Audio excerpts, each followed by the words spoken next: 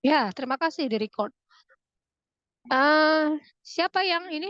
Yang bertugas kelompok 2? Saya, Bu. Sudah siap? Sudah. Baik, silakan dipresentasikan. Baik Bu, izin share screen ya. Ya,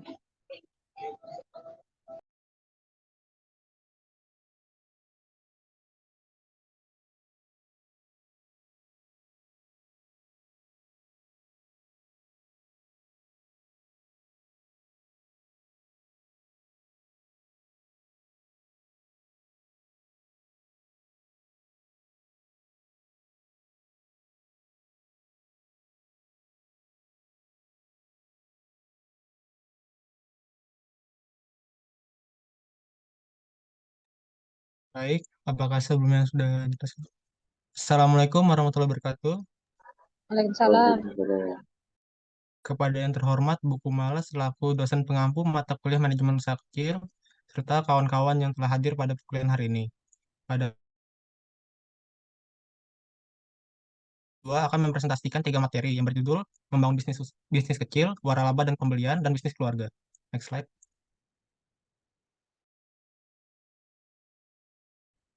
Next slide. Adapun anggota kelompok kami yang pertama adalah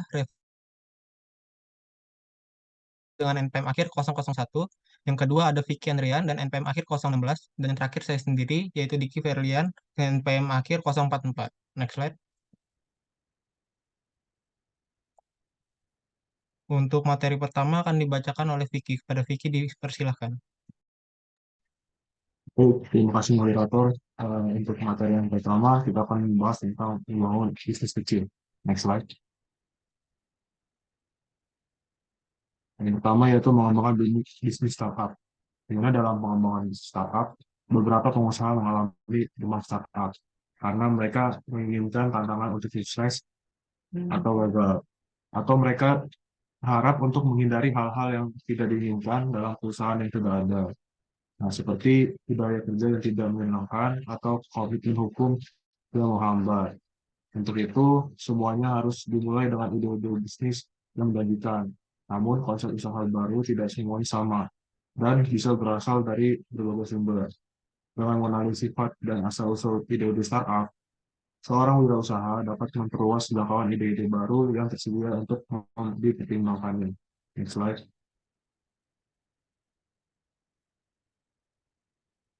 Lalu ada jenis ide startup. Nah, di mana terdapat 3 jenis ide dasar yang menjadi dasar sebagian besar startup diluncurkan. Yang pertama yaitu ide untuk memasuki pasar baru, di mana ide startup berpusat pada penyediaan produk atau layanan yang sudah ada dan tidak tersedia di pasar mereka kepada pelanggan.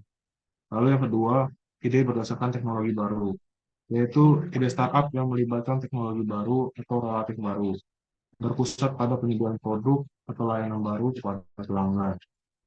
Lalu yang ketiga, ada ide yang menawarkan manfaat baru, yaitu ide yang didasarkan pada penawaran manfaat produk atau layanan baru, atau lebih baik ke pelanggan atau cara yang lebih baik dalam menjalankan fungsi lama menjadi penyebab sejumlah besar startup. Next slide.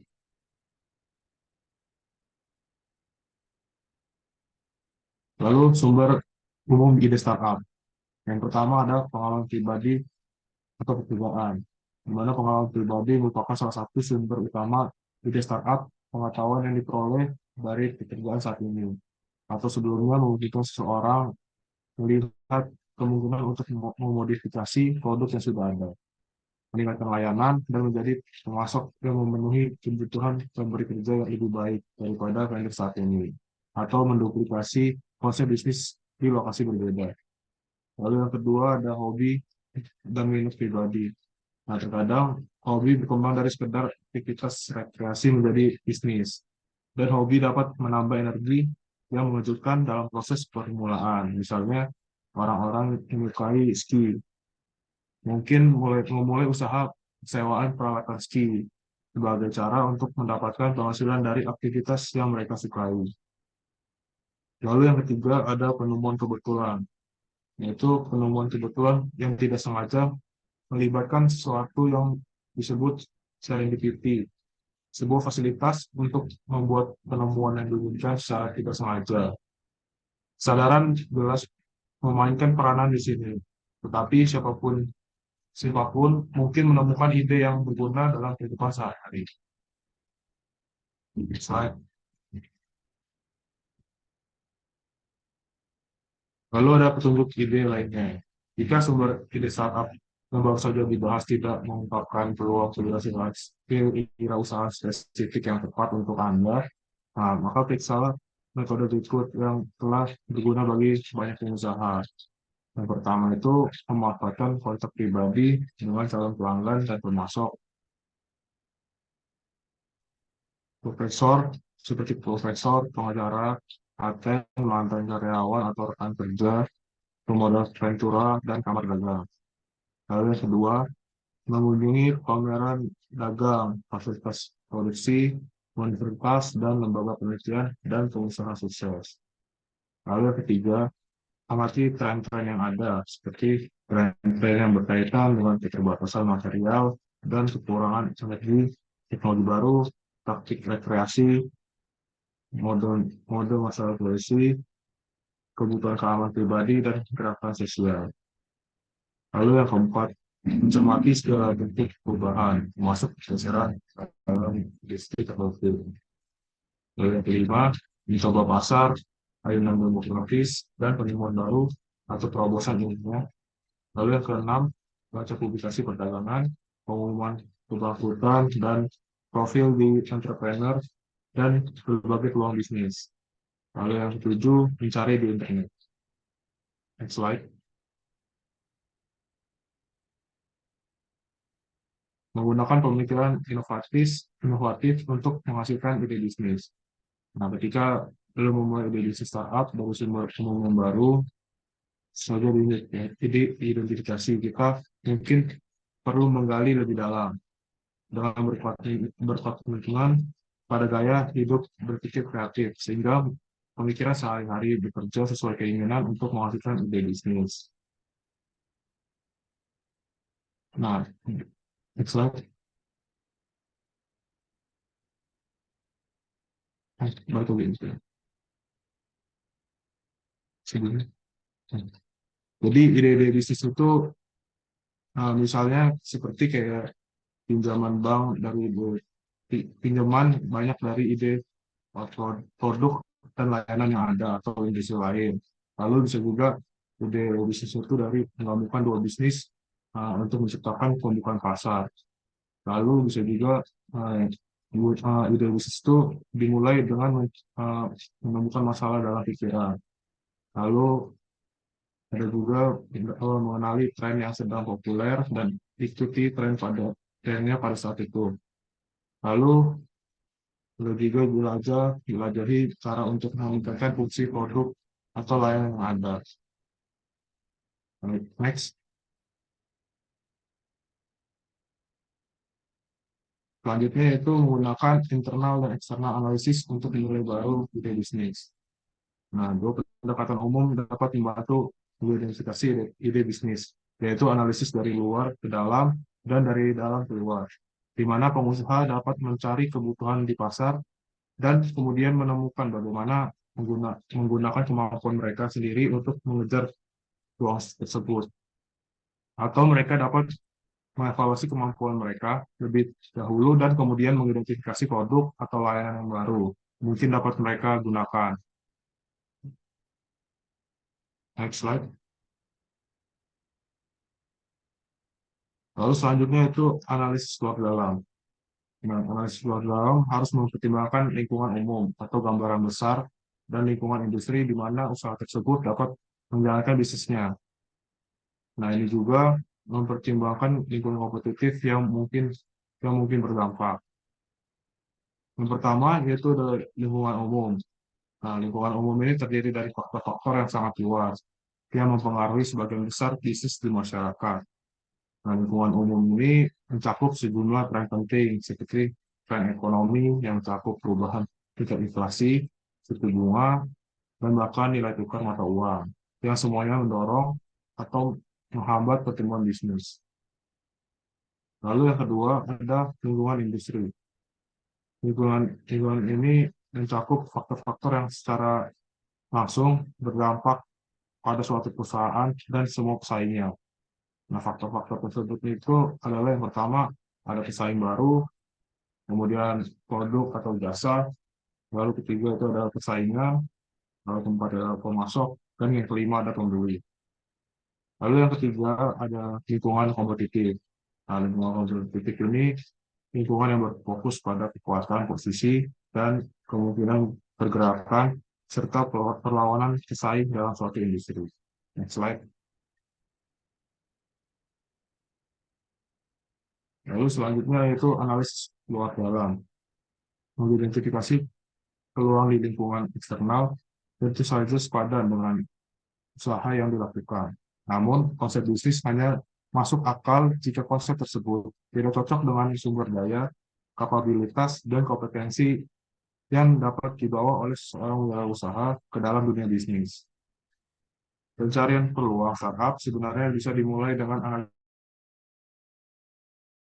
sumber-sumber potensi kekuatan startup, termasuk kekuatan yang dapat diperoleh dan atau diciptakan secara wajar, dan kompetensi yang unik dapat dibentuk darinya. Hal ini dapat memberikan platform di mana peluang bisnis baru dapat tercapai dan dipanen.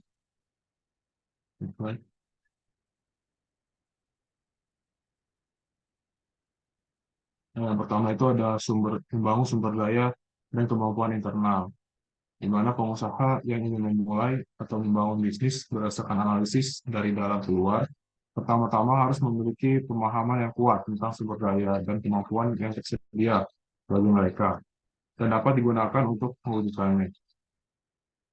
Sumber daya sendiri itu merupakan masukan dasar yang digunakan seorang wirausaha untuk memulai menjalankan usaha. Dalam sebuah startup memiliki sumber daya berwujud dan tidak berwujud. Lalu yang kedua adalah kompetensi inti dan keunggulan kompetitif, di mana setelah pengusaha memiliki pandangan yang akurat tentang sumber daya dan kemampuan mereka itu akan berada dalam posisi yang lebih baik untuk mengidentifikasi kompetensi inti yang dapat dibuat dan digunakan untuk bersaing. Kompetensi ini inti adalah kemampuan penting yang membedakan perusahaan secara kompetitif dan mencerminkan fokus umum dan kepribadiannya. Dalam kebanyakan kasus, kekuatan ini memungkinkan untuk mencapai keunggulan kompetitif yang diberikan oleh startup. Slide.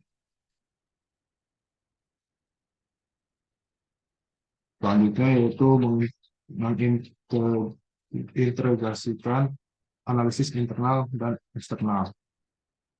Landasan yang kuat untuk keunggulan kompetitif memerlukan kesesuaian yang masuk akal antara kekuatan dan kelemahan suatu bisnis dengan peluang dan ancaman yang ada dalam lingkungan yang relevan. Integrasi ini paling penting diungkapkan melalui analisis SWOT yang memberikan gambaran sederhana tentang situasi strategis usaha. Analisis SWOT memberikan gambaran sekilas tentang kondisi saat ini. Pendekatan luar ke dalam dan dalam keluar dipadukan dalam analisis SWOT untuk membantu mengidentifikasi peluang bisnis potensial yang sesuai dengan wirausaha dan usaha yang direncanakannya.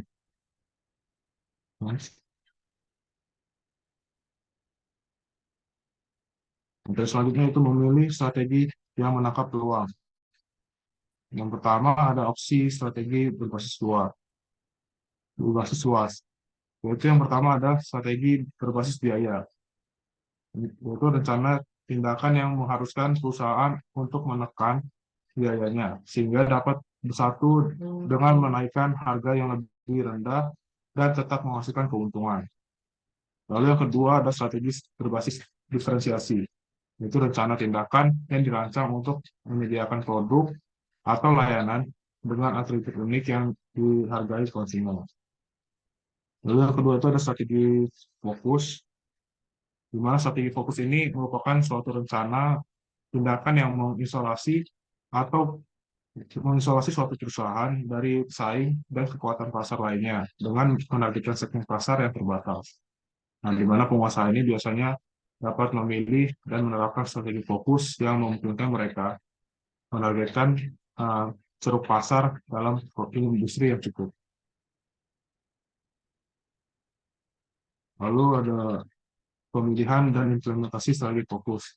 Nah, dengan memilih strategi fokus tertentu, seorang pengusaha memutuskan arah dasar bisnis yang menentukan sifat usaha itu sendiri. Nah, oleh karena itu, strategi keseluruhan perusahaan dirumuskan ketika pemimpinnya memutuskan bagaimana perusahaan akan berhubungan dengan lingkungannya. Next slide.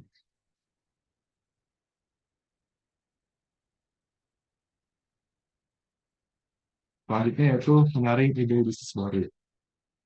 Dengan semua pendekatan dalam menghasilkan ide bisnis yang dijelaskan dan sudah dijelaskan, masalah mungkin bukan pada munculnya ide untuk sebuah startup, namun muncul dengan terlalu banyak ide. Nah, untuk itu penting untuk mempersempit fokus pada ide yang tampaknya paling menjanjikan. Setelah mengambil langkah tersebut, kita harus menyelesaikan analisis kelayakan yang mendalam untuk menentukan apakah ide kita kita pilih layak dan tidak layak untuk investasi waktu dan uang yang diperlukan untuk meluncurkannya. Penting untuk dipahami bahwa kualitas evaluasi akhir akan sebaik informasi yang digunakan untuk menghasilkan evaluasi tersebut. Oleh karena itu, menjalankan ide bisnis melalui layar akan memerlukan penelitian latar belakang yang memadai dan perkiraan yang matang, sehingga analisis dan kesimpulan akan didasarkan pada fakta yang dapat dipercaya dan penilaian yang masuk akal. Next slide. Nah, selanjutnya itu apakah ide startup Anda layak? Nah, untuk mengetahui ide suatu bisnis startup layak atau tidak, maka perlu adanya analisis kelayakan yang merupakan penilaian awal terhadap ide bisnis yang mengukur apakah usaha yang diimpikan akan berhasil atau tidak. Perlu diingat juga bahwa keberhasilan usaha pada umumnya merupakan hasil dari 3 elemen yang bersatu sedemikian rupa, sehingga usaha baru tersebut mendapatkan dorongan yang dibutuhkan untuk diluncurkan dan kekuatan yang berkelanjutan untuk mempertahankannya. Dari ketiga elemen tersebut adalah pasar yang memiliki potensi, industri yang menarik, dan individu atau tim yang cakep dengan keterampilan dan kemampuan untuk menyatukan semuanya.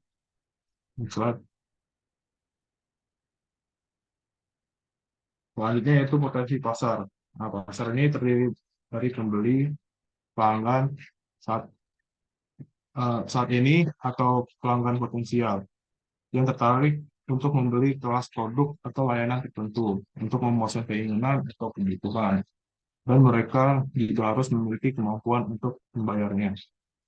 Nah, dalam menilai kelompok pembeli potensial yang mungkin dilayani suatu bisnis, penting untuk mempertimbangkan pasar tersebut dalam 2 tingkat, yaitu pasar makro yang luas dan fragmen atau ceruk pasar mikro yang dapat diidentifikasi dalam pasar yang lebih luas. Lalu daya tarik industri.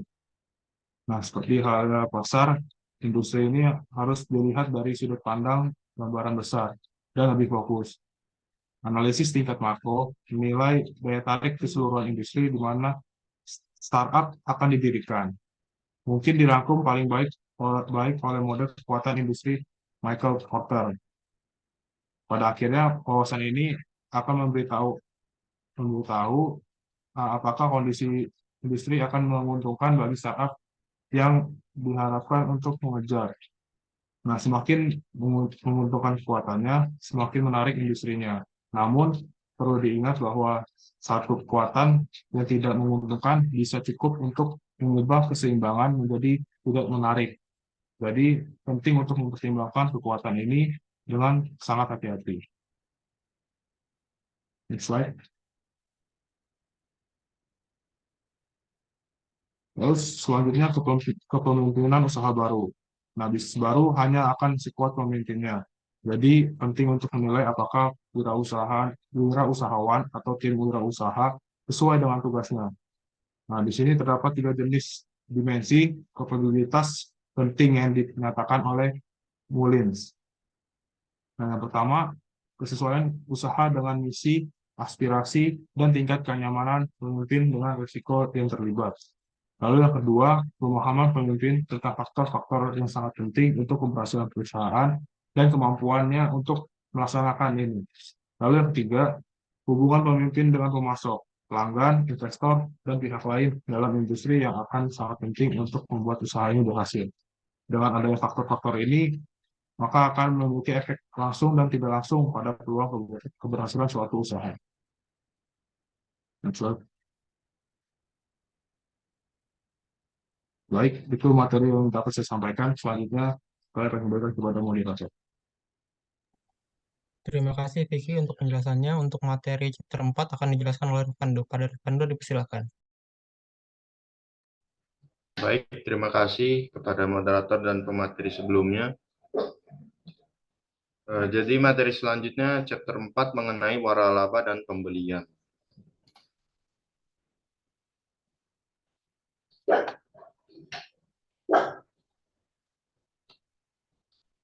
Lembaga pemerintah Amerika Serikat, Small Business Administration, mendefinisikan waralaba sebagai model bisnis yang melibatkan pemilik bisnis yang melisensikan merek dagang dan metodenya kepada pengusaha mandiri sebagai penerima lisensi tersebut. Waralaba ini adalah hubungan hukum dan komersial antara pemilik waralaba atau disebut sebagai franchisor, sebagai pemilik merek dagang, merek layanan, nama dagang, iklan, simbol, dengan penerima waralaba atau disebut franchise, yang merupakan individu atau kelompok yang ingin menggunakan identifikasi tersebut dalam bisnis. Ada 2 bentuk waralaba. Yang pertama, waralaba produk dan nama dagang. Pemberi waralaba memiliki hak atas produk atau merek dagang dan menjual hak tersebut kepada penerima waralaba. Contoh perusahaan dalam jenis waralaba produk dan nama dagang ini adalah minuman ringan Pepsi Cola. Kemudian bentuk yang kedua yaitu waralaba format bisnis. Pemberi waralaba seringkali menyediakan berbagai layanan, termasuk pemilihan lokasi, pelatihan, pasokan produk, rencana pemasaran, dan bahkan bantuan dalam memperoleh pembiayaan. Contoh perusahaan dalam jenis waralaba format bisnis ini misalnya restoran cepat saji seperti Carl's Junior. Kemudian dalam waralaba ada yang disebut sebagai kontrak waralaba. Itu adalah kontrak hukum atau perjanjian sah antara franchisor dan franchise yang menjelaskan hubungan dan kewajibannya satu sama lain.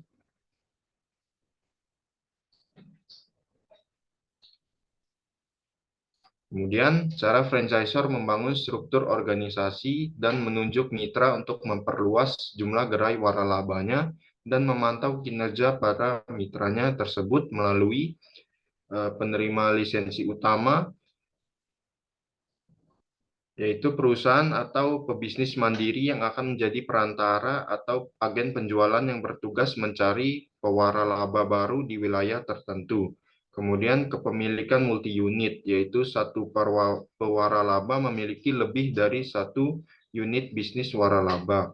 Kemudian yang ketiga pengembang daerah, yaitu individu atau perusahaan yang memperoleh hak hukum untuk membuka beberapa gerai di suatu daerah atau kawasan tertentu. Kemudian ada waralaba dukung-dukungan atau disebut piggyback, yaitu pengoperasian waralaba retail dalam fasilitas fisik bisnis lain. Contohnya itu seperti Subway mengoperasikan restorannya di halte bus. Kemudian ada waralaba multimerek, yaitu pengoperasian beberapa organisasi waralaba dalam satu struktur perusahaan atau satu pemilik. Kemudian yang terakhir, merek bersama atau co-branding, yaitu menyatukan 2 merek waralaba atau lebih di bawah satu pemilik. Kemudian dampak dari waralaba. Asosiasi Waralaba Internasional atau IFA mensponsori studi tentang dampak waralaba terhadap ekonomi di Amerika Serikat. Menurut Outlook Ekonomi Bisnis Waralaba di IFA tahun 2015, bisnis waralaba sebenarnya menyediakan lebih banyak pekerjaan daripada seluruh industri, menghasilkan pekerjaan langsung di 781.794 perusahaan waralaba berjumlah 8.816.000 pekerjaan. Pendapatan yang dihasilkan oleh bisnis-bisnis waralaba ini berjumlah 889 dolar miliar yang merupakan 5,1% dari produk domestik bruto Amerika Serikat. Kemudian pro dan kontra dari waralaba. Yang pertama, kelebihan. Kelebihan yang pertama, bisa mengurangi resiko kegagalan ketika memulai bisnis secara mandiri, karena kemungkinan sukses yang besar didukung oleh franchisor yang menawarkan model bisnisnya dengan rekam jejak sudah terbukti baik. Yang kedua, bisnis waralaba juga memiliki tingkat kelangsungan hidup yang lebih tinggi dibandingkan bisnis secara mandiri, karena memiliki nama dagang dan merek dagang yang sudah dikenal oleh konsumen.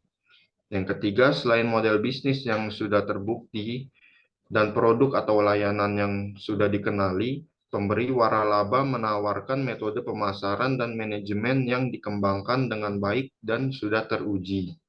Yang keempat, mendapatkan dukungan langsung dari franchisor untuk pelatihan mengenai cara mengurangi biaya pembelian dan cara merancang kampanye promosi. Yang kelima, franchisor yang berinvestasi dalam riset pemasaran yang lebih baik, kampanye iklan berkualitas lebih tinggi, dan outlet media yang lebih luas, sehingga merek dan nama dagang dapat lebih luas, lebih dalam, dan menguntungkan bagi setiap franchise. Yang keenam, dukungan memperoleh modal dengan mudah dan cepat, karena franchisor membentuk aliansi dengan bank untuk menciptakan program pinjaman pilihan dan pemrosesan yang cepat bagi franchise. Yang ketujuh, waralaba juga bisa menjadi cara bagi perusahaan yang sudah ada untuk melakukan diversifikasi dengan pemilik bisnis kecil yang telah mencapai kesuksesan, mungkin berada di industri yang matang dengan potensi pertumbuhan yang terbatas. Dengan adanya sumber daya yang cukup, mereka akan memperoleh waralaba di industri dengan lebih banyak peluang yang mengadopsi model bisnis yang telah terbukti akan menghasilkan pertumbuhan yang lebih cepat dibandingkan memulai bisnis lagi dari awal.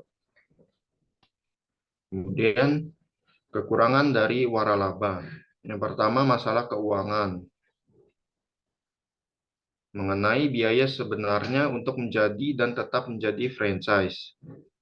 Kemudian yang kedua, franchisor terkadang bersaing secara langsung dengan franchise. Ketika franchisor membuka toko milik perusahaan di dekat lokasi franchise atau menjual produknya melalui internet. Kemudian kekurangan yang ketiga, kebebasan franchise untuk menjalankan bisnisnya sendiri yang terbatas karena sudah terikat dengan kontrak waralaba. Selanjutnya, biaya untuk menjadi franchise. Yang pertama, biaya waralaba awal yang berkisar antara beberapa ratus hingga ribuan dolar. Kemudian yang kedua, adanya biaya investasi dan biaya tidak terduga. Biaya investasi itu meliputi biaya untuk menyewa atau membangun gerai dan gudang, membayar premi asuransi, biaya hukum, dan lainnya. Kemudian biaya yang ketiga adanya pembayaran royalti. Royalti adalah biaya yang dibebankan kepada franchise oleh franchisor yang dihitung sebagai persentase dari pendapatan kotor yang diterima franchise dari pelanggan yang membeli produk dan layanan yang bersumber dari franchisor. Kemudian biaya yang keempat adanya biaya promosi waralaba.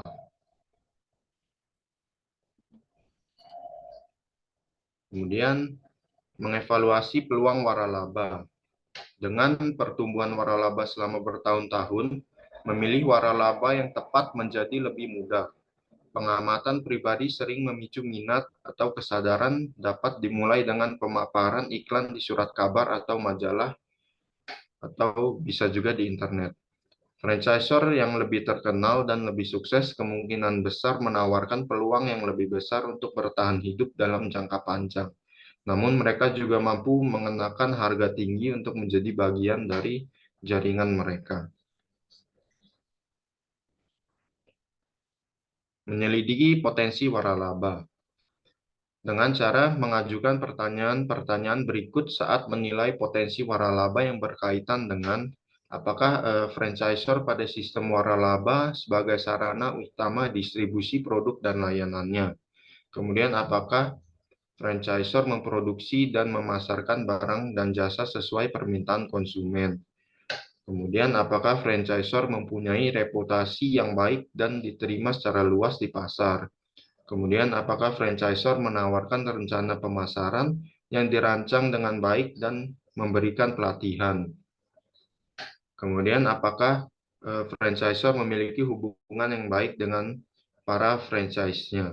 Kemudian, apakah franchisor memiliki riwayat pendapatan yang menarik dari para franchise? Kemudian, menjadi franchisor. Sebelum membuat perjanjian dengan calon franchise, pertimbangkan hal-hal berikut, seperti model bisnis yang harus dapat diadopsi oleh orang lain dengan sukses di lokasi lain, biaya pertumbuhan perusahaan, bantuan ahli, operasi manual perusahaan, keterbukaan informasi, dan memberikan nilai tambah. Kemudian adanya permasalahan hukum waralaba. Ciri-ciri dasar hubungan antara pemberi waralaba dan penerima waralaba diwujudkan dalam kontrak waralaba karena pentingnya sebagai dasar hukum bagi bisnis waralaba. Dokumen pengungkapan waralaba atau FDD adalah pernyataan rinci tentang informasi mengenai segala batasan, biaya, dan ketentuan untuk pembaruan atau pembatalan waralaba. Kemudian yang selanjutnya membeli bisnis yang sudah ada atau buy out. Untuk mengurangi ketidakpastian yang harus dihadapi saat itu ketika ingin memulai bisnis dari nol. Kemudian untuk mengakuisisi bisnis yang menjalankan operasi berkelanjutan dan menjalin hubungan baik dengan pelanggan serta pemasok. Kemudian untuk mendapatkan usaha yang sudah mapan dengan harga di bawah biaya untuk memulai usaha baru atau membeli waralaba. Kemudian untuk masuk ke bisnis lebih cepat daripada memulai bisnis dari awal. Menemukan bisnis untuk dibeli. Small Business Administration menawarkan panduan berikut untuk menemukan bisnis yang akan dibeli. Yaitu yang pertama dengan identifikasi minat, kemudian pertimbangkan bakat dan ketentuan yang diinginkan, serta hitung jumlah investasi yang ingin dilakukan.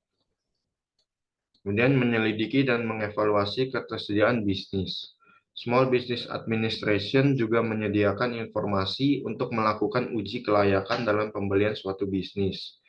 Yang pertama, lisensi dan perizinannya, zonasinya, lingkungan hidupnya, surat ketentuan, kemudian perjanjian kerahasiaan, surat-surat kontraknya, kemudian laporan keuangan, dokumen penting, hingga bantuan profesional.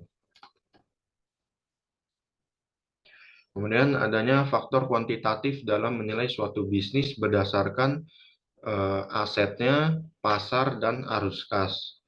Faktor non-kuantitatif dalam menilai bisnis itu seperti pasar dan pemasarannya, persaingannya, perkembangan masyarakat, kemudian komitmen hukum, kontrak serikat, bangunan, dan harga produk.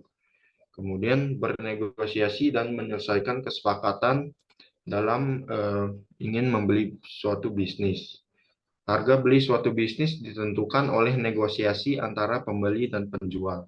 Bagian penting dari proses negosiasi adalah ketentuan pembelian. Memenuhi semua persyaratan hukum dan peraturan mengamankan investasi kita ketika membeli suatu bisnis dan kemampuan kita untuk mengelola bisnis tersebut dengan sukses. Sekian materi yang dapat saya sampaikan, saya kembalikan kepada moderator. Baik, terima kasih Revando. Untuk chapter 5 yaitu bisnis keluarga akan saya bacakan. Next. Bisnis keluarga dapat didefinisikan sebagai sebuah organisasi di mana individu yang mendirikan atau mengakuisisi perusahaan atau keturunan mereka secara signifikan mempengaruhi keputusan strategis dan jalan hidup perusahaan. Next slide.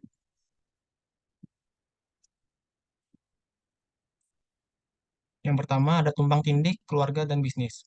Persaingan kepentingan dapat mempersulit proses pengelolaan, menimbulkan ketegangan, dan terkadang menimbulkan konflik. Hubungan antar anggota keluarga dalam suatu bisnis lebih sensitif dibandingkan hubungan antar karyawan yang tidak mempunyai hubungan keluarga. Next slide. Terdapat 6 keuntungan dan 6 kerugian dalam bisnis keluarga. Yang pertama, kepercayaan di antara anggota keluarga, loyalitas kepada keluarga oleh anggota perusahaan, komitmen terhadap perusahaan oleh seluruh keluarga, pengetahuan di antara anggota keluarga, pemikiran jangka panjang oleh pemimpin perusahaan, komunikasi yang erat antar anggota keluarga. Selain itu ada juga kerugiannya. Yang pertama, ketidakpercayaan karyawan non-keluarga kepada karyawan keluarga yang tidak kompeten. Kurangnya loyalitas kepada perusahaan oleh anggota keluarga yang tidak terlibat langsung, rasa memiliki oleh generasi penerus dan yang tidak bekerja di perusahaan, kurangnya pengetahuan di antara anggota di luar perusahaan, menuntut kepuasan instan dari yang merasa berhak, gagal berkomunikasi lintas generasi dan dengan keluarga yang tidak terlibat. Next slide. Dinamika bisnis keluarga. Rata-rata bisnis keluarga bertahan lebih lama dibandingkan perusahaan non-keluarga. Transfer kepemilikan dan manajemen dari suatu generasi ke generasi berikutnya dijadikan oleh perilaku kewirausahaan. Perusahaan yang berhasil mentransfer kepemilikan dan manajemen dari satu generasi ke kan isu utama dalam transfer kepemilikan dan manajemen dalam bisnis keluarga adalah retensi atau modifikasi budaya organisasi, pola perilaku, dan keyakinan yang menjadi ciri perusahaan tertentu. Next slide. Yang pertama ada jejak para pendiri dalam budaya bisnis keluarga. Pendiri bisnis seringkali merupakan inovator yang dapat memenuhi kebutuhan pelanggan dan menekankan layanan kepada pelanggan sebagai prinsip panduan bagi perusahaan. Namun, terdapat kemungkinan pendiri terlalu mengendalikan dan merugikan bisnis. Meskipun kontribusi pendiri berhak mendapat pengakuan yang layak, tetapi warisan negatif harus dihindari. Yang kedua ada komitmen anggota keluarga. Ketika pendiri menyerahkan kepemimpinan kepada generasi berikutnya, kelangsungan bisnis tergantung pada komitmen anggota keluarga generasi berikutnya. Komitmen anggota keluarga generasi berikutnya yang memilih berkarir dalam bisnis akan menentukan nilai kontribusi mereka, manfaat finansial yang mereka ciptakan untuk keluarga, dan kepuasan pribadi mereka dalam peran terkait pekerjaan. Next slide. Kekayaan sosial emosional. Keuntungan dan kerugian dalam karakteristik non-keuangan dan dari hubungan antara keluarga dan bisnis mempengaruhi keputusan strategis dan kebijakan mengenai perusahaan. Keterlibatan sosial emosional anggota keluarga dapat mencakup pelaksanaan otoritas pribadi, kenikmatan pengaruh keluarga, dan identifikasi dekat dengan perusahaan yang mungkin membawa nama keluarga. Ketakutan akan komitmen. Anggota generasi penerus di perusahaan keluarga memiliki penolakan emosional untuk bergabung dengan perusahaan tersebut. Ketakutan yang umum meliputi hal-hal tersebut yaitu yang pertama takut gagal, takut sukses, takut akan komitmen, takut mengecewakan orang tua, dan yang terakhir takut mengecewakan orang lain. Komitmen untuk kontinuitas. Kekhawatiran terbesar yang diungkapkan mengenai mempertahankan manajemen keluarga adalah ketakutan akan kurang inovasi di pihak penerus. Next slide. Peran dan hubungan keluarga. Yang pertama ada co-preneur. Co-preneur ini merupakan sebuah tim pasangan yang sama-sama memiliki bisnis.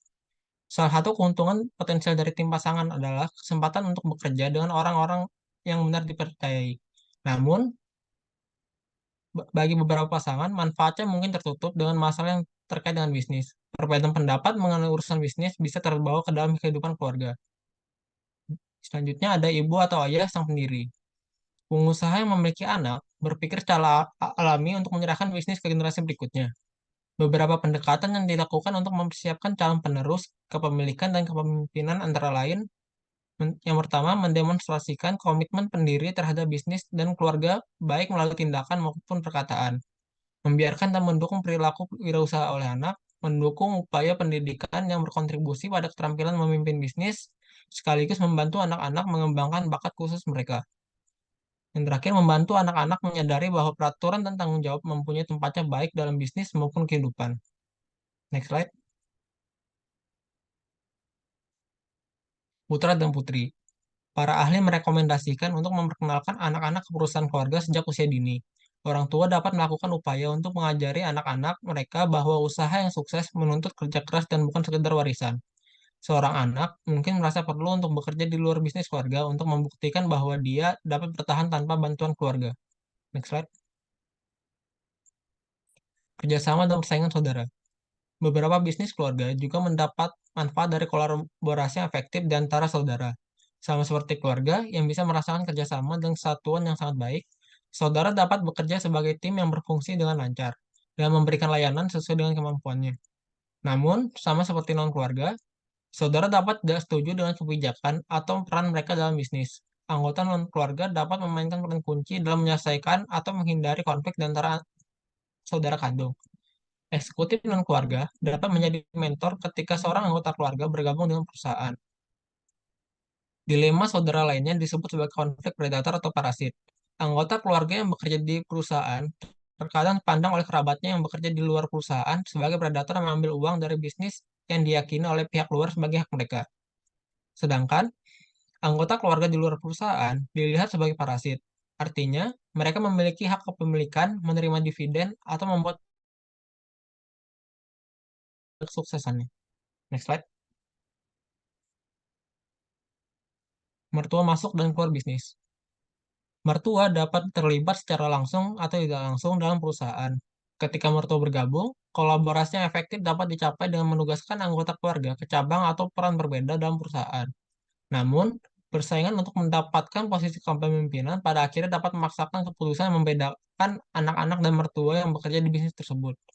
Bersikap adil dan menjaga loyalitas keluarga menjadi lebih sulit seiring dengan bertambahnya jumlah karyawan keluarga. Mertua yang tidak terlibat secara langsung dalam bisnis keluarga tetap memiliki pengaruh yang cukup besar pada bisnis tersebut. Mereka tertarik pada masalah yang mempengaruhi pasangan dan cenderung mendengar tentang masalah di keluarga di rumah. Pasangan sering hanya mendengar satu sisi cerita yang dapat berdampak negatif pada pandangan mereka terhadap bisnis. Next slide. Pasangan pengusaha. Pasangan tidak selalu menjadi co-planner. Meskipun pasangannya tidak bekerja dalam bisnis tersebut, dia mungkin masih memainkan peran penting di balik layar.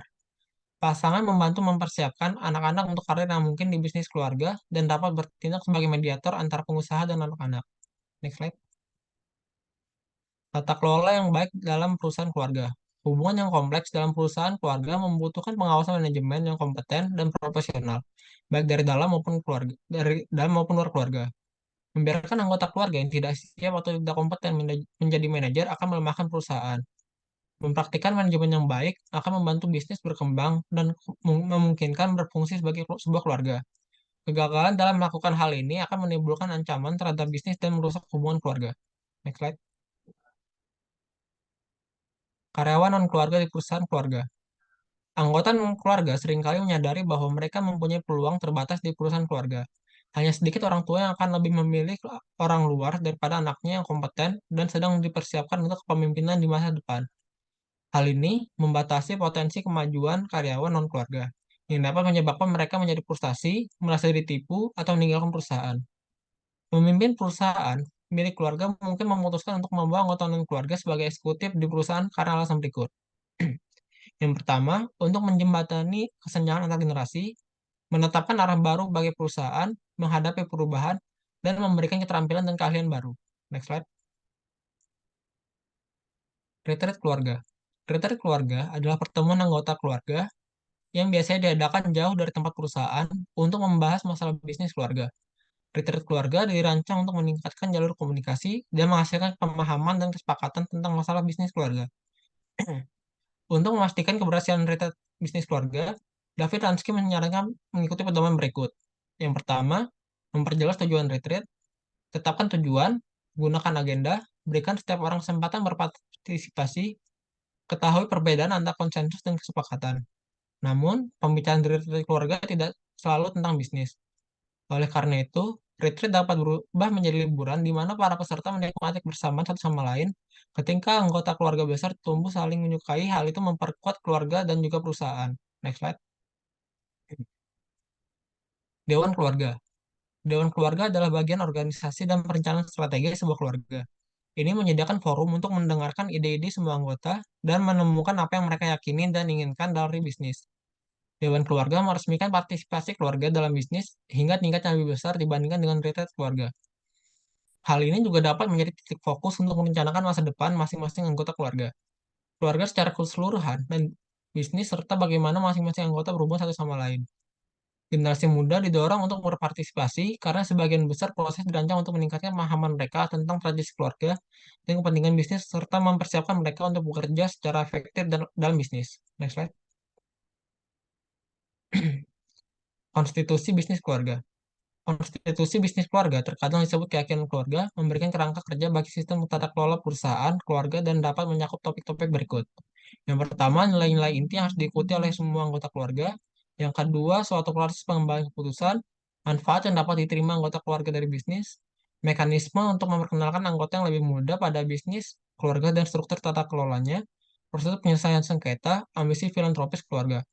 Konstitusi bisnis keluarga tidak dapat meramalkan setiap kemungkinan, tetapi seperti dokumen semacam itu dapat diubah sesuai kebutuhan. Dokumen ini dapat mempelajari transisi apapun, termasuk pergantian kepemimpinan. Next slide. Proses suksesi kepemimpinan. Perusahaan yang bertahan cukup lama untuk menghadapi transisi generasi umumnya memiliki kepemimpinan yang berbakat dan visioner.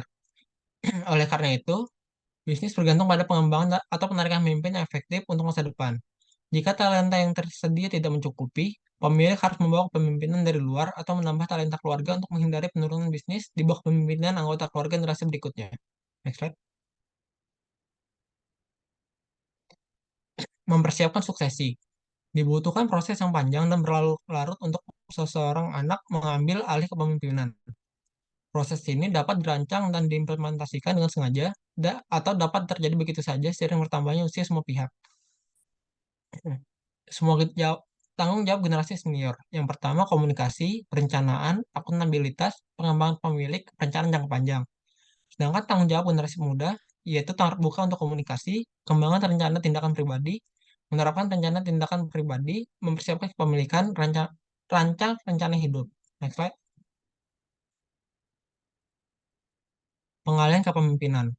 Proses suksesi untuk perusahaan keluarga memerlukan transfer kepemilikan yang dapat mempengaruhi baik anggota keluarga yang terlibat dalam bisnis maupun yang tidak. Orang tua biasanya ingin memperlakukan semua anak mereka secara adil saat mendistribusikan hartanya. Salah satu langkah yang diambil orang tua yaitu mengubah struktur kepemilikan perusahaan. Next slide. Sekian presentasi dari kelompok kami. Apabila ada pertanyaan, kami membuka satu termin terlebih dahulu. Pada yang ingin bertanya, dipersilahkan.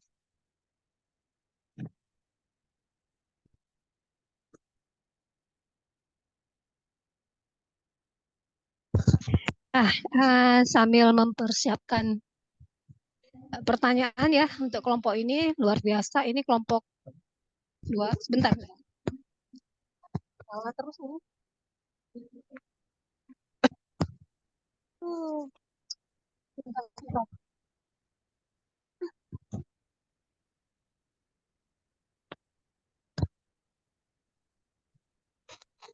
Bentar ada ini. Jadi luar biasa ya untuk kelompok ini. Berapa chapter? 3 chapter ya. 55 slide. Tapi bisa mereka sajikan dengan baik ya hari ini mengenai bagaimana memulai sebuah bisnis ya. Bagaimana suatu bisnis itu dikerjakan. Apakah dengan memulai dari awal atau franchise tadi, dibahas juga bisnis keluarga itu bagaimana. Dan ini kan menarik ya. Artinya ketika kalian melakukan project di lapangan nanti kalian membawa informasi ini dari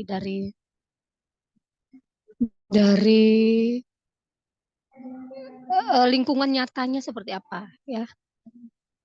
Jadi konsep pembelajaran MBKM sekarang, Merdeka Belajar Kampus Merdeka itu, merdeka belajarnya tidak hanya ada di dalam ruang kuliah, walaupun kita sekarang di Zoom ya, Maya gitu ya. Tapi kita masih ada di dalam ruang kuliah ya, dalam batasan kajian buku yang kita lakukan sekarang gitu. Tetapi merdeka itu artinya kalian keluar dari kampus ya, langsung mengunjungi perusahaannya dan mengkaji langsung. Misalnya chapter hari ini, usaha apa yang kalian datangi misalnya? Bagaimana dia memulai bisnisnya? Apakah dia memang memulai dari awal banget? Apakah dia dengan franchise atau dia dari family business? Ini salah satunya ya di chapter hari ini yang akan kalian diskusikan nanti dari lapangan, temuan lapangan. Ya, baik, jika ada pertanyaan silakan ditanyakan dan dipandu oleh kelompok 2. Kemudian saya minta pertanyaan-pertanyaan itu diposting di grup WA ya. Itu untuk catatan keaktifan ya. Nanti yang bertanya tolong diposting pertanyaan di grup WA. Ya, silakan.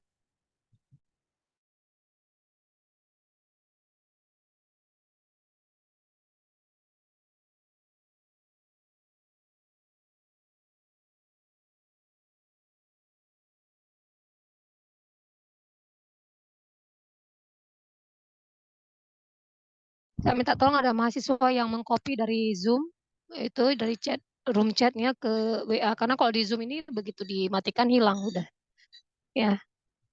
Jadi tolong nanti di copy dipindahkan ke grup.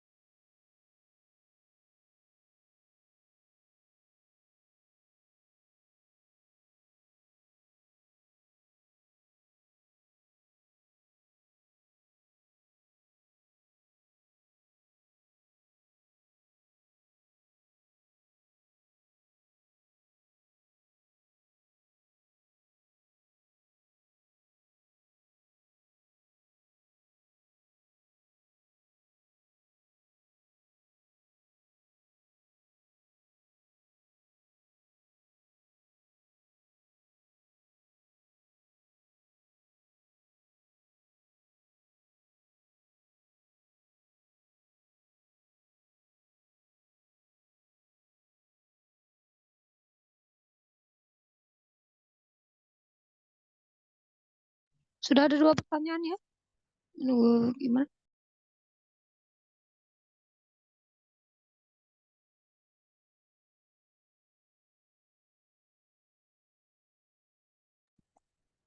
Pada Ardi, dipersilakan.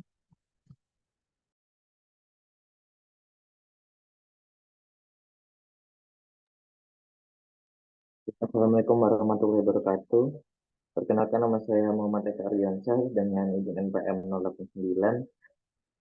Ingin bertanya, tadi kan sudah dijelaskan 3 chapter ya tentang startup, waralaba dan bisnis keluarga. Nah, ini misalkan kita ingin memulai bisnis atau startup, mulai dari nol. Nah, misalkan kita ingin buka usaha kafe atau bisnis yang bergerak di F&B lah. Nah, sekarang kita ingin membuka bisnis bisa dengan franchise kan, misalkan kayak ada Janji Jiwa, Catan, Kopi Kenangan, dan lain-lain. Nah, tentunya ketika kita ingin melakukan hal tersebut atau kita ingin membuka usaha dengan franchise, perlu dong kita memperhatikan banyak hal. Nah, misalkan seperti kekurangan yang sudah jelaskan ya, kayak masalah keuangan, bersaing dengan franchise-nya sendiri, dan menjalankan bisnisnya sendiri dengan terbatas. Lalu biaya dan pembagian keuntungannya juga itu nggak 100%, artinya ada royalti juga kan. Misalkan bisa 50-50 atau 60-40 ya kan. Dan perlu banyak yang dipersiapkan juga. Nah, sedangkan ketika kita ingin membuka usaha atau startup dengan sendiri, artinya kayak misalkan buat nama sendiri, kayak contohnya itu kayak Adiksi tuh, itu kan sendiri tuh. Nah, mungkin biayanya tuh bisa lebih besar atau lebih kecil dari ketika kita ingin melakukan franchise. Dan tentunya keuntungannya tuh bisa lebih besar dan sepenuhnya di kita gitu. Misalkan kita dapat keuntungan 80% ini, 80% dan 20%-nya itu untuk lain-lain, misalkan seperti itu. Nah, pertanyaan yang ingin saya sampaikan itu, menurut kelompok kalian, ketika kita ingin melakukan sebuah startup, lebih baik membangun usaha sendiri dari nol. Sebenarnya kan sama-sama dari nol nih, cuma nolnya itu kan beda. Misalkan kalau kita buka usaha sendiri itu nolnya dari level 1, sedangkan kalau franchise kan bisa dari level 5. Nah, dengan mempertimbangkan kelebihan dan kekurangannya tersebut. Seperti itu. Terima kasih.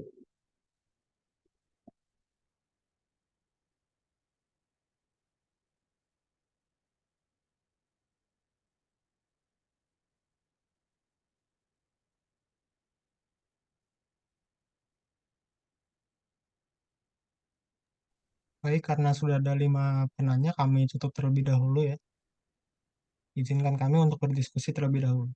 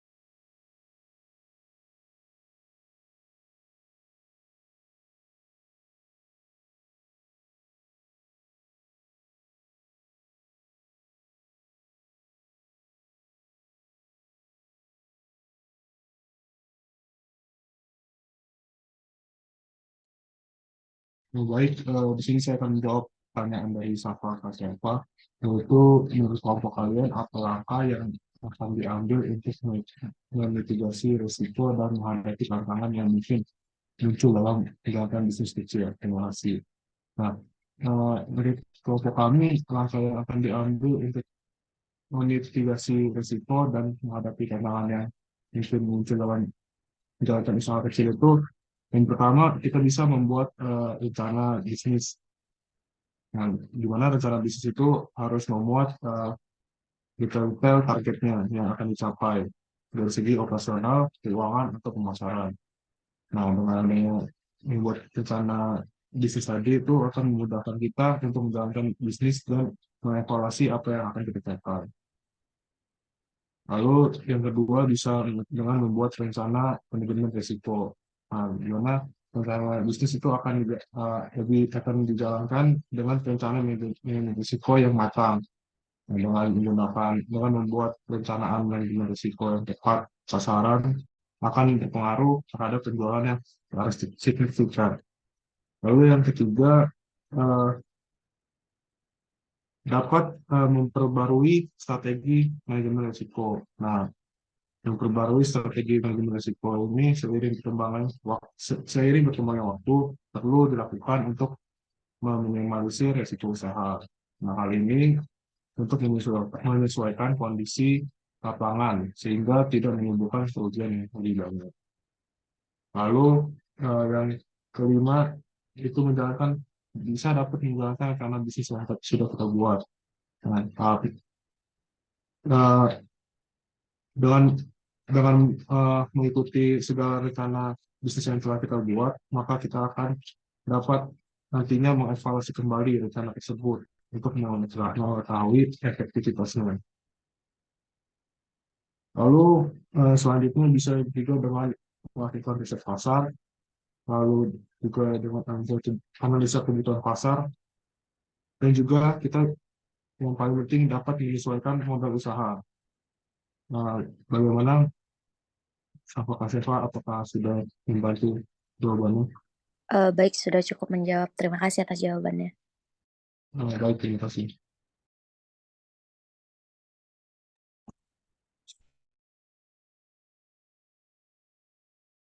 Pertanyaan dari Ardi itu untuk memulai bisnis, apakah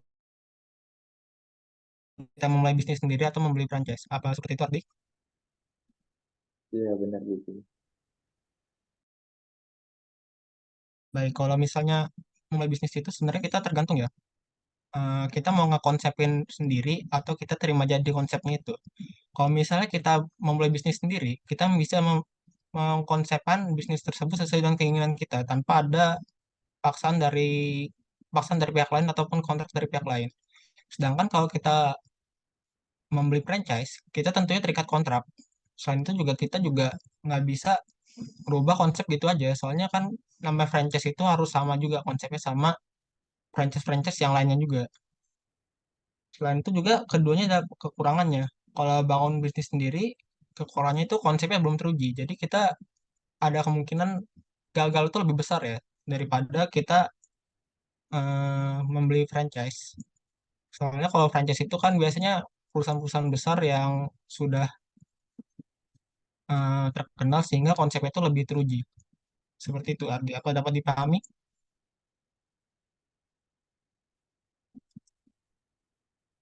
Berarti, jadi kesimpulannya itu kalau kita ingin melakukan startup, lebih baik yang mana gitu? Dari sudut pandang kelompok kalian. Bagaimana? Terputus Jadi, sebelumnya. oke, jadi menurut jawaban tadi itu lebih baik kita franchise atau sendiri nih. Kalau menurut saya, kalau misalnya kita ingin buat konsep itu beda, kayak belum ada sebelumnya, kita lebih baik bangun sendiri. Tapi kalau misalnya kita mau main aman nih, dalam tanda kutip, mau main aman konsep itu udah teruji, ya kita beli franchise aja. Seperti itu. Oke, terima kasih Diki atas jawabannya. Sama-sama.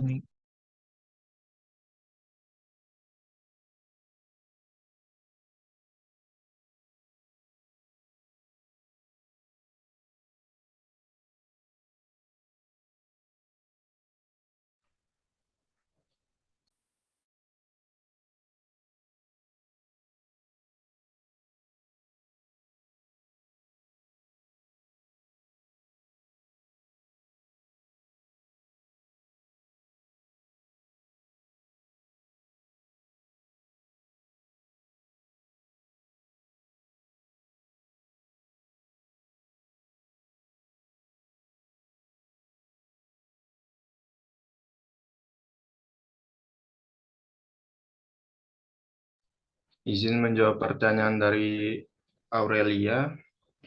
Pertanyaannya, bagaimana jika salah satu anggota keluarga yang terlibat dalam bisnis keluarga tidak menjalankan tugasnya dan komitmennya terhadap bisnis tersebut dengan baik?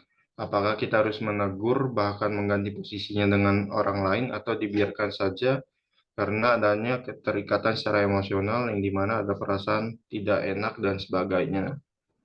Jadi menurut kelompok kami, jika ada salah satu anggota keluarga yang memang tidak menjalankan tugas dan komitmennya dengan baik, itu lebih baik ditegur saja, mungkin secara halus dulu, karena memang jika bisnis ini ada salah satu orang yang tidak menjalankan tugas dan komitmennya dengan baik, maka akan berdampak langsung terhadap keberlangsungan bisnis tersebut. Sehingga menurut kelompok kami tidak masalah jika menegur orang tersebut yang tidak menjalankan tugas dan komitmennya secara baik demi kelangsungan dari bisnis tersebut. Apakah dapat dipahami, Aurel? Oke, baik. Terima kasih.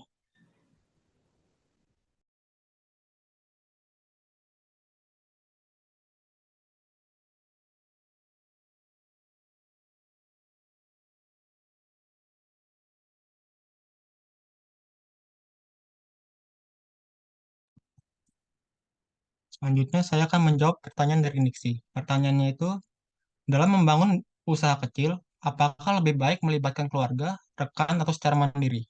Benar begitu, Nixi? Iya, Diki. Baik, menurut saya dalam membangun usaha kecil itu, kita lebih baik membangunnya secara mandiri ya. Atau seenggaknya kita ngajak orang yang kita nggak terlalu dekat.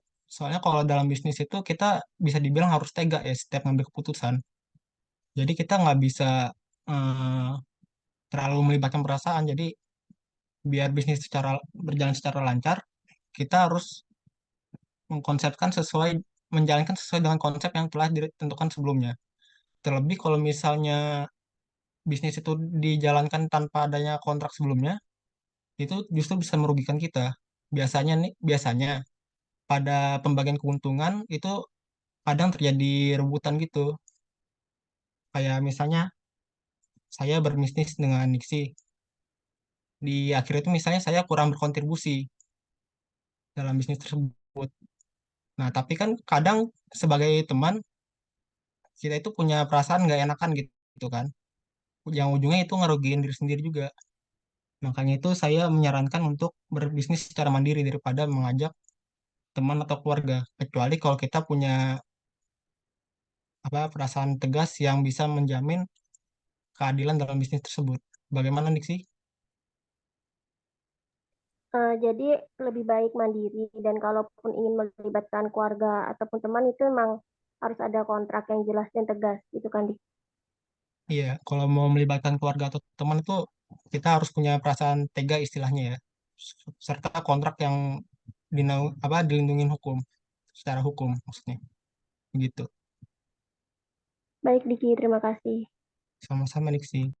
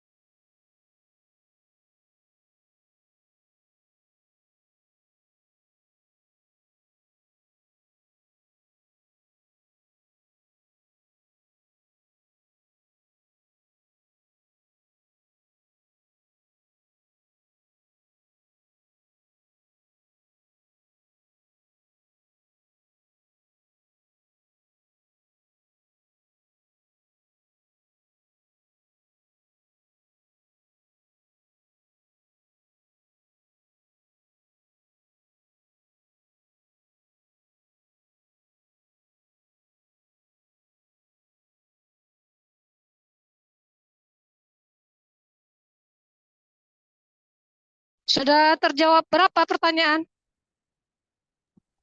Satu pertanyaan lagi, Bu. Satu lagi. Maaf ini saya sinyalnya agak kurang bagus di sini. Iya, ya, silakan.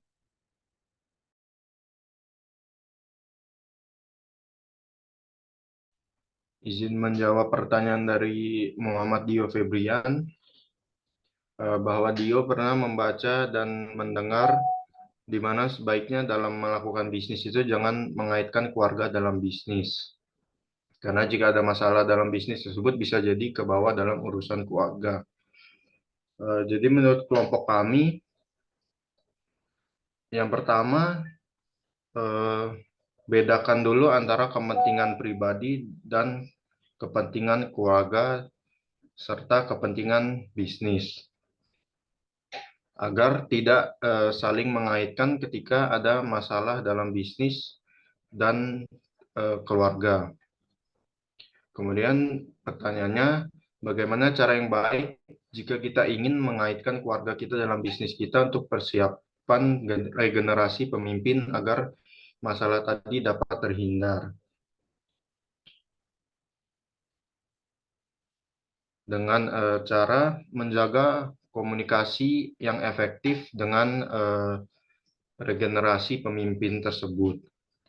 Dengan cara misalkan memberitahu bagaimana tugas-tugas atau komitmen-komitmen yang harus dipegang untuk menjalankan bisnis keluarga tersebut. Apakah sudah dipahami, Dio?